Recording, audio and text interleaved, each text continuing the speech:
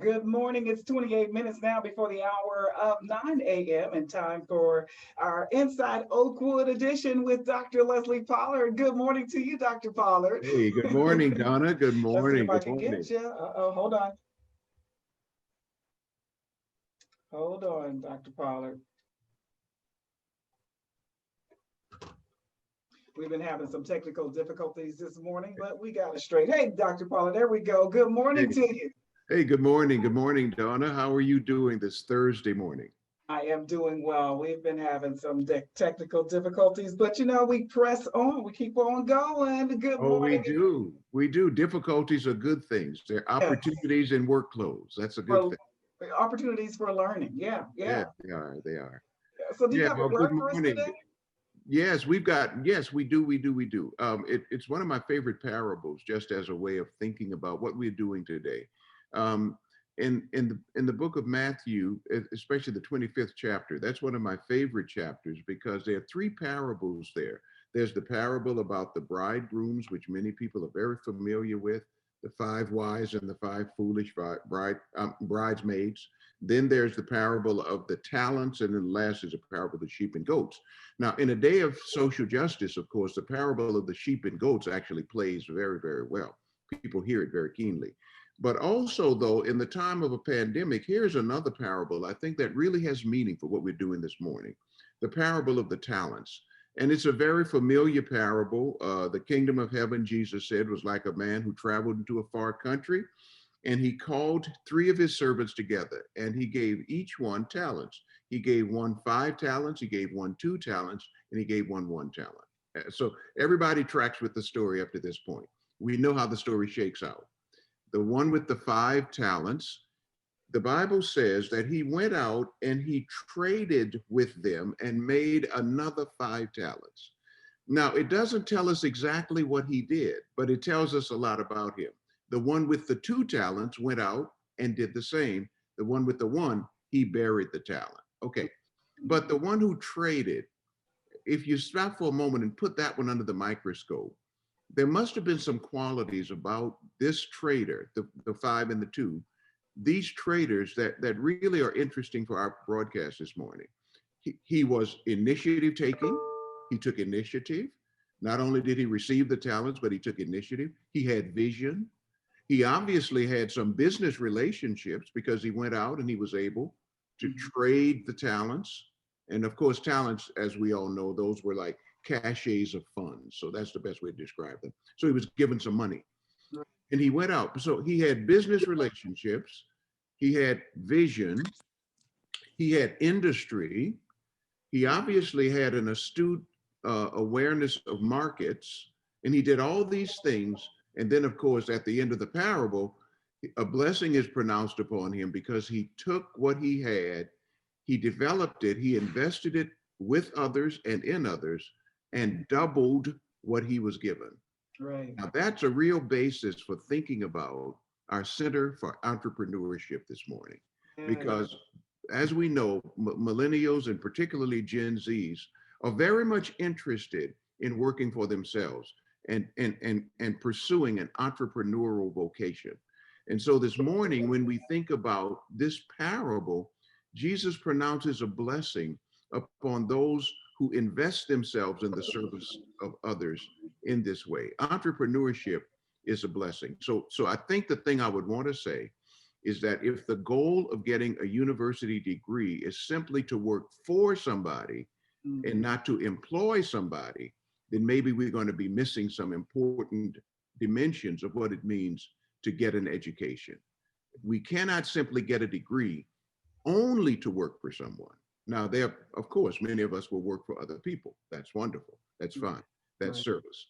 But there is also a percentage of students who will take their degree and they will not become employees, they will become employers. And that's what we're talking about this morning. We're talking about the power of entrepreneurship. Wow. And so that's why we have all these wonderful guests on our show today for Inside Oakwood, who are all entrepreneurs. So, as you said, Dr. Pollard, Gen Z and millennials, they're very, very in keen with starting their own businesses and doing their own thing and just, as they say, do so we we do have our special guest here, Mr. Julian Waddell, though. He's the Assistant Professor of Management Information Systems and Executive Director of OU Launch. Let's talk to him first before we get to these bright young students and well, they're not all students, but listen, before we get to them and let them share with us their business and how it was launched, let's talk to him and find out how Launch OU started. Julian? It's a pleasure to be on the show today. And I guess I could tell you a little bit about OU Launchpad. OU Launchpad is our entrepreneurship center based out of the School of Business. And one of our main focuses is to act as a sandbox to help budding entrepreneurs have the resources that they need to be able to develop their business. And I could say the foundation or the cornerstone of OU Launchpad started with our Entrepreneurship Week that we just had this past February. And at the center of that Entrepreneurship Week, it was, I would say, centered around OU or OU's partnership with Colab Inc. And Colab Inc. brought Launch U to our university. We were one of the first universities that, to join in for this pitch competition. And there, a lot of the students that we had participated and was able to compete for seed capital. And I would say that's one of the things that historically, when students and student entrepreneurs are starting to develop their business, access to seed capital is one of the largest barriers of entry. And being able to not only receive seed capital, but the ability to get mentorship was key. And so going back to our Entrepreneurship Center, the main goal there is to be able to help these entrepreneurs start from the idea stage and then grow from there. Now, I do want to say something that that Dr. Pollard touched on in regards to the parable. It was like I was smiling earlier because that's the center of what I discussed in my Intro to Entrepreneurship class. One of our students this year, we did the parable exactly the exact same way. I gave a student $1, I gave another student $2, and the third student $5. And the student with $1 actually turned that $1 into $98 and recorded the whole process. So I believe that entrepreneurship is key when you're going through getting your degree. And one more thing I would like to add, I would like to say that it's like entrepreneurship at Oakwood actually isn't new. If you go all the way back to the Oakwood Industrial School when we first started, this right after slavery, the students that were attending weren't going to try to find jobs. They were going to develop industries to be able to build businesses, to expand, so on and so forth. So entrepreneurship is in the lifeblood of Oakwood University. And so all the way through from Oakwood, from the beginning all the way to now, we've been champions of entrepreneurship. And I think that we're able to push it even further now with what we're doing with our students, with our alumni, with even our faculty and staff, because most of them are also entrepreneurs. So it's at our core. Wow. So it's not just in the classroom though either. Is that the only way we're able to help our students launch their businesses and ideas? No. So like I was mentioning earlier, we started this year an Entrepreneurship Center. And one of the things that we decided to do differently, a lot of entrepreneurship centers focuses on getting a baseline on the development stage.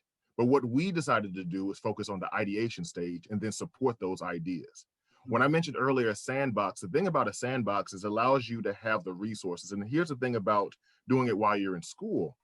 While you're in school, you're here for 4 years, and statistically, it takes 3 to 4 years for a business to turn profit. And so think about that. Your business development phase is going through the same time frame as it would be to getting your degree. So you would then transition from getting your degree, and then you can make the choice of whether you want to start your career while working for someone, or like Dr. Pollard said earlier, be a job creator. So by the time you step out with your degree, you can also have your business. And so to answer your question, with the partnerships, what we've been doing is partnering with different organizations to be able to enhance those business. So people from the community, as well as our students, can come to our entrepreneurship center and receive the assistance they need. And that brings us straight to Dr. Pollard, the partnership that we have with Colab. Inc. So tell us how that partnership started, and we could get Karla in here to talk about that as well. Karla Guzman is the representative from Colab Inc. So Dr. Pollard, this partnership is very key here. Yeah, these partnerships, of course, in order to get to any milestone, any goal, university partnerships are critical to the forward motion of any university. It's interesting as we think about partnerships. Dr. Prudence and I, just before all travel was shut down, probably December of last year, now about a year, we visited China as a part of an HBCU delegation. And in that delegation, they took us to a Chinese university that focuses exclusively, it was a university, a business university, that focuses exclusively upon entrepreneurship. And there we met students. This is no joke. We met students who were millionaires. Wow.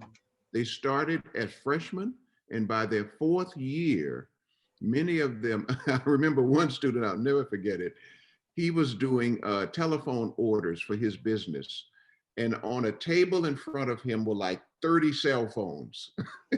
And he would work a cell phone for each region of the country of China. I mean, it was amazing to watch.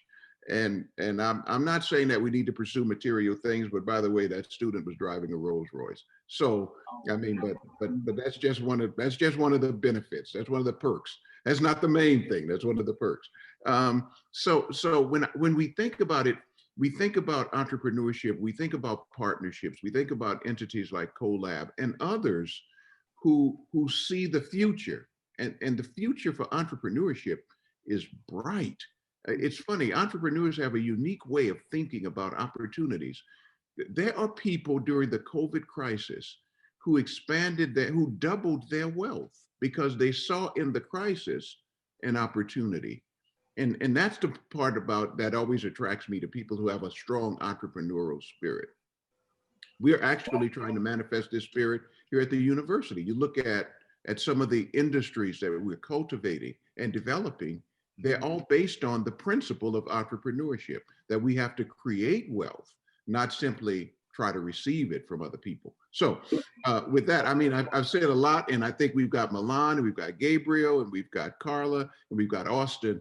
And these are young entrepreneurs who can tell us how they're doing what they're doing.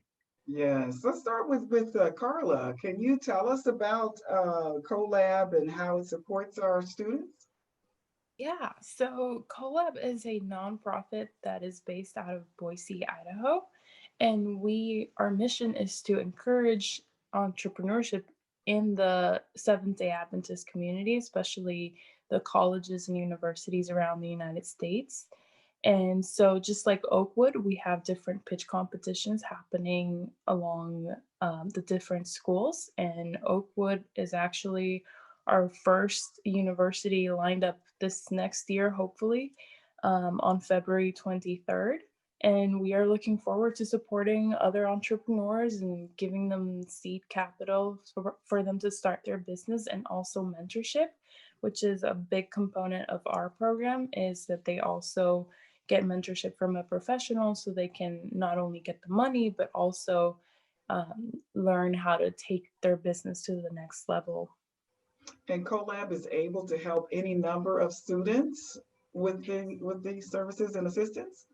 Yeah, so anyone can reach out to us, and we are more than willing to connect them with mentors and other opportunities like that. But our pitch competitions are actually set up in a way that they submit their application, which the deadline is coming up pretty soon on January 10th, and then they compete at the final, and we break down the prizes in 3 places. So first place wins $2,000, second place $3,000, and sorry, did I say that correctly? First place $5,000, second place $3,000, and third place $2,000, and they all come with mentorship opportunities.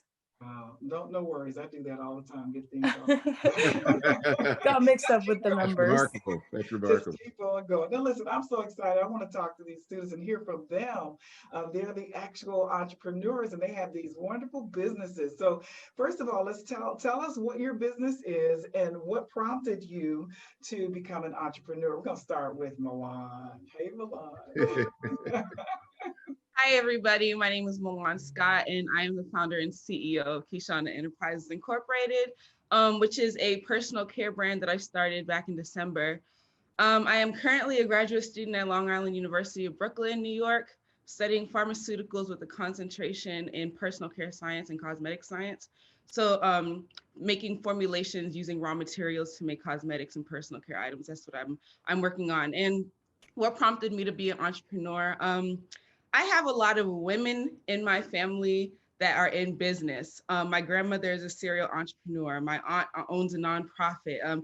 I have cousins who are also starting their brands. So it kind of felt natural for me to kind of go into entrepreneurship. And I guess the thing that attracted me is starting a whole enterprise from nothing is what makes me excited and makes work not really feel like work. So that's what kind of prompted me into entrepreneurialship. Now, you just graduated this year, right? So Yes, and you already got your business started before you even graduated, right? Yes, I did.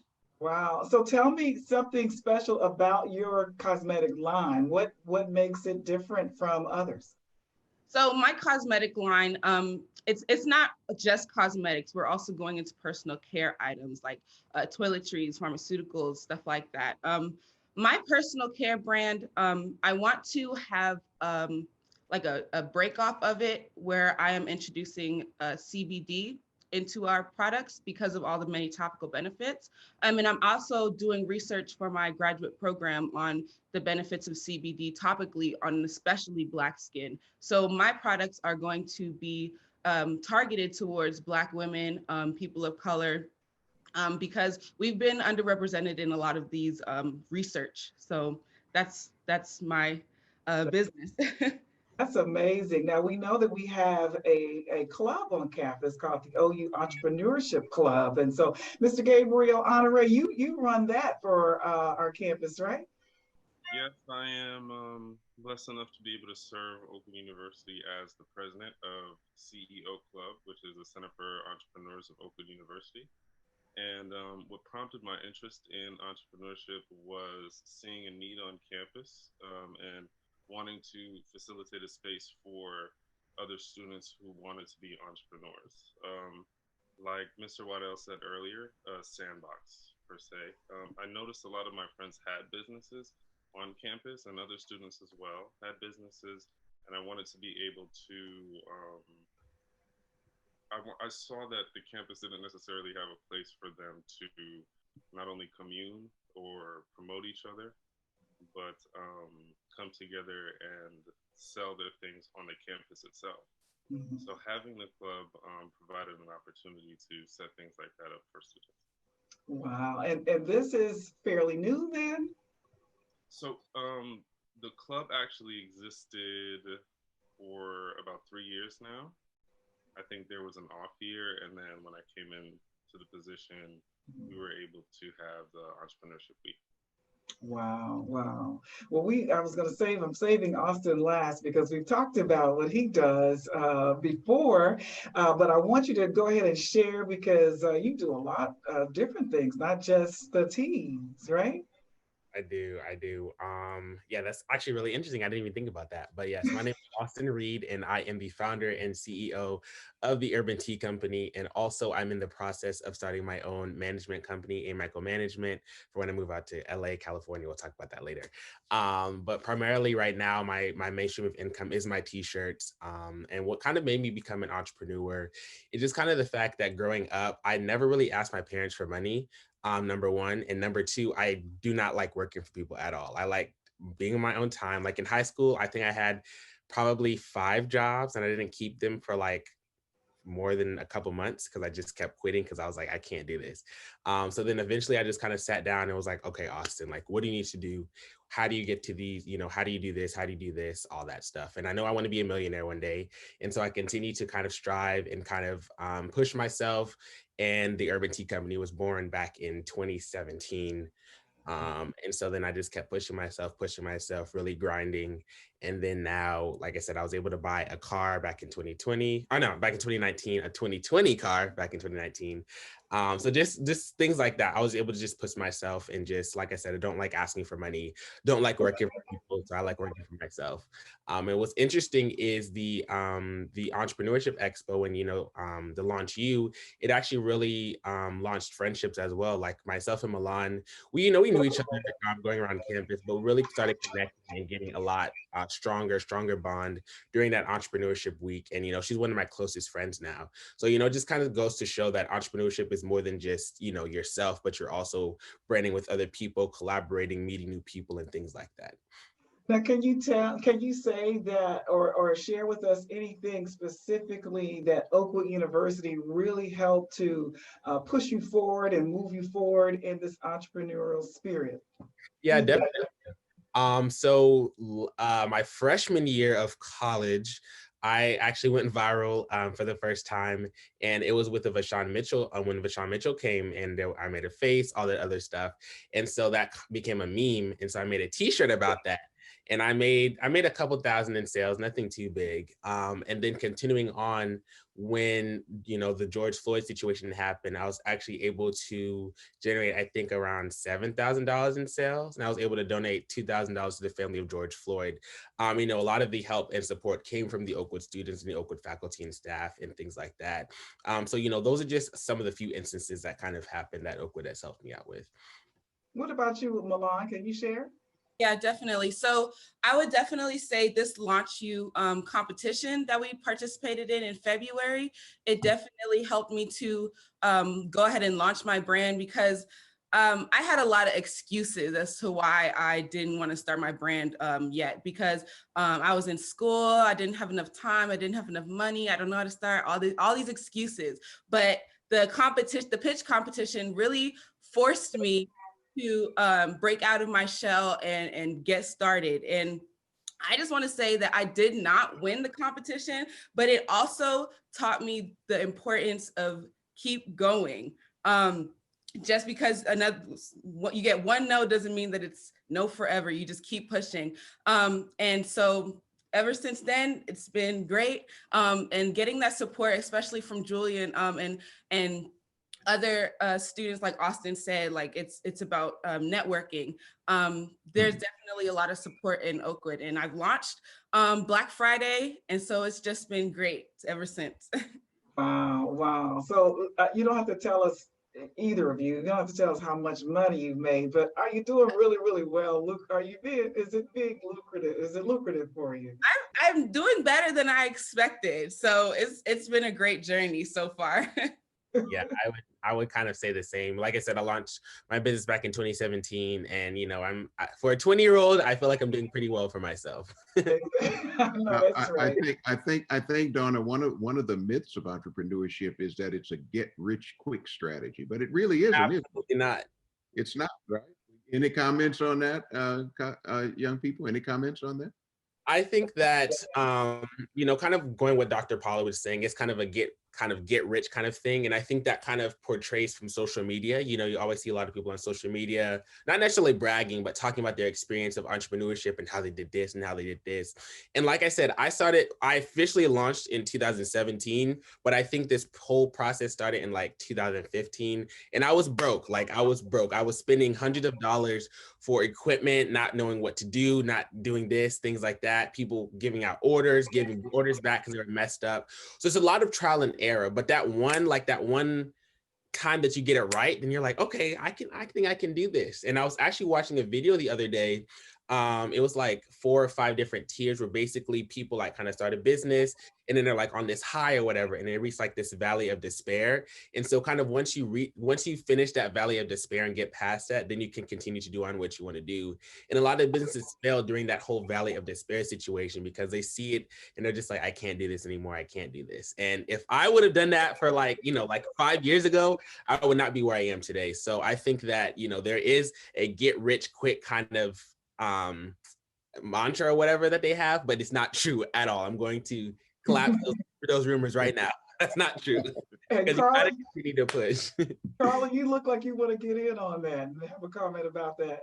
Well, I just want to say, like, that's exactly what entrepreneurship is about, and what we're trying to promote amongst young people is like, if you don't win one time or if you fail a couple times, like, it's fine. The thing that makes you different and that sets you apart from everybody who makes it is that they keep trying, they keep learning.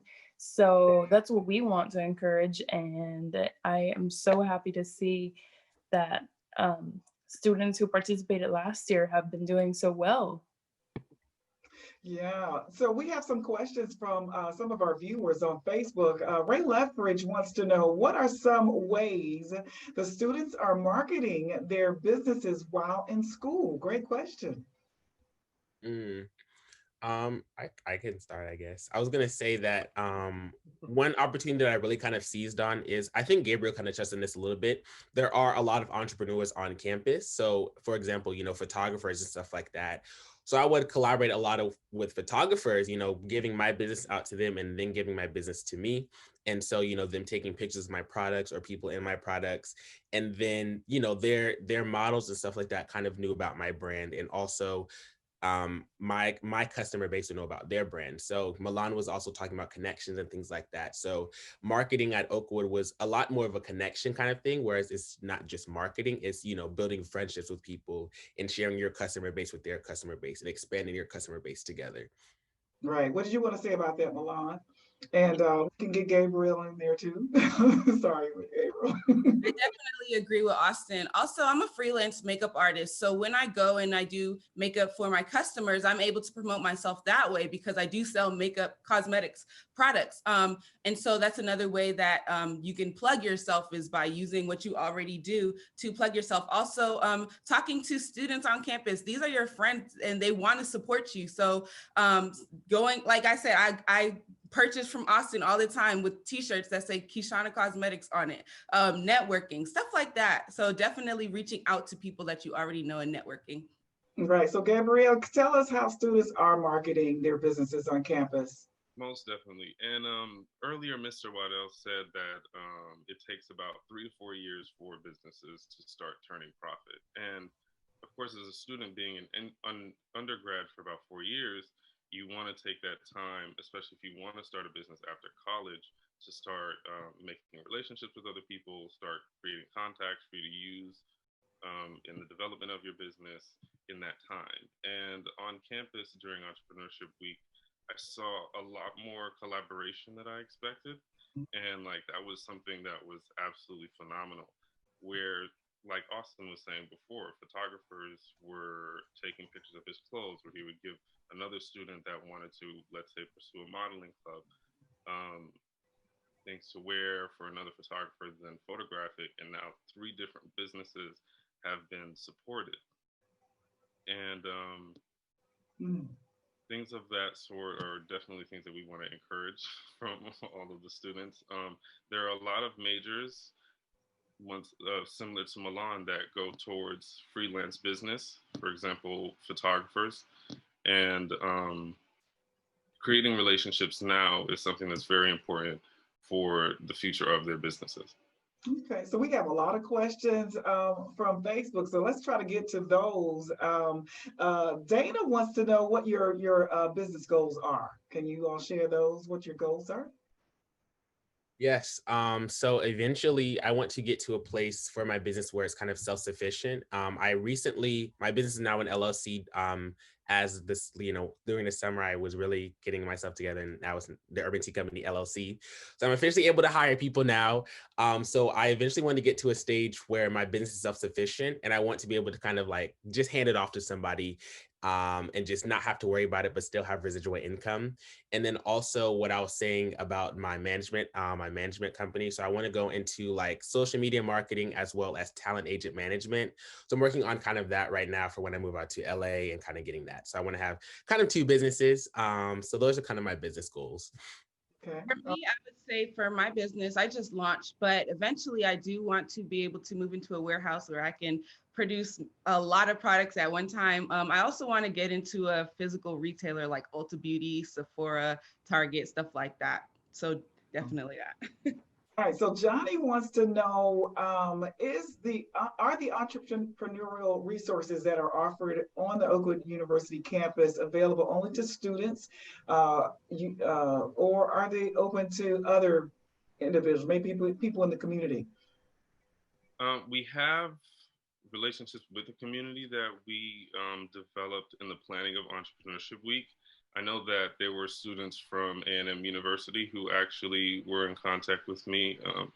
So we're open to working with people from the community, but primarily the focus is, of course, Oakwood University students. And the reason for that is the purpose of the club is to give a foundation for your business before graduation. Mm-hmm. I can speak on it in regards to the center itself. Yes, our main focus starts off with the entrepreneurship students, faculty, staff, and alumni. But the thing is, since we have been going the angle of providing support, we open it up to members of the community. And of course, that extends to people outside of Oakwood. And so since the main central point of everything that we do within the Entrepreneurship Center is supporting, we basically connect with different partners, and those partners are able to provide services. And one key example, we have a partner with this organization called C&I Solutions, and they help not only individuals that are connected to us, but people in the community to get their business plan started. Yeah. And so individuals that are interested come through us, come through our Entrepreneurship Center, and we look at it like more so our Entrepreneurship Center as a hub. So the hub, we come in, the person has an idea, we help them solidify that idea, go to the ideation phase, and then we then direct them to our partners to help them then add kind of like a assembly line. So that's one of the things that we do in regards to assisting our students as well as members of the community. Wow, you're listening to WJOU 90.1 FM in Huntsville, Alabama. We have a lot of questions, so we're going to continue and go over just a little bit longer and try to get to all of these questions. So Jason Allen wants to know, what advice do you have for current students that want to start their own business? I can start, I guess. I would say my advice would be to just start. So like I said before, I had a lot of excuses as to why I didn't start. But I remember Devon Franklin came to Oakwood, and he really spoke to me when he talked about taking advantage of the opportunities that are in front of you right now. Even if you have to take baby steps like I did and take an entire year to prayerfully research and develop your brand, just keep taking steps towards your goal. And this is your sign to start a business if you're watching this. I would like to chime in as well. One of the beautiful things about starting your startup while you're in college is that a lot of the things that you have within the university environment is your overhead taken care of. So think of it like this: when you're out there starting your business, you usually go out and get consultants. Who are the best consultants for you? The subject matter experts, which are the professors. That's built in with your tuition. It's like when you think about the things that you're printing and think of your office space, all those different things, that's your dorm room. That's the labs that we have available. It's like when it comes to, like we just mentioned earlier, in regards to funding opportunities, there's events like Launch You.